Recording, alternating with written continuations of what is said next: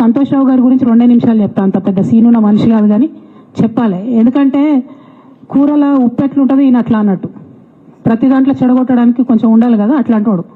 కాబట్టి చెప్పక తప్పదు ఈయన గురించి. చెప్పులో రాయి చెవులో జోరిగా అంటాం కదా అట్లాంటి టైపు. కాబట్టి ఖచ్చితంగా చెప్పాలి. విషయం ఏంటంటే ఈయన ధనదాహం ఎట్లాంటిదంటే సంతోష్ రావు గారిది, రామన్న కాన్స్టిట్యున్సీ, కేటీఆర్ అన్న కాన్స్టిట్యున్సీ నేరెళ్లలో ఇసుక లారీ గుద్ది ఒక దళిత బిడ్డ చనిపోతాడు.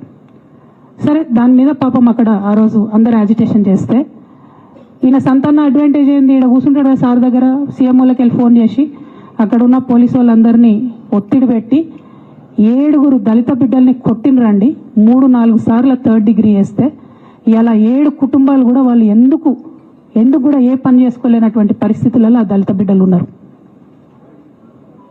అది మొత్తం రాజకీయంగా బ్లేమ్ అంతా రామన్న మీదకి వచ్చింది. ధనదాహమేమో సంతన్నది, నేరం చేసిందేమో సంతన్న, ఈడికెళ్ళి ఫోన్లు చేసి ఒత్తిడి చేసి కొట్టిపించిందేమో సంతన్న, చెడ్డ పేరేమో రామన్నకు వస్తుంది.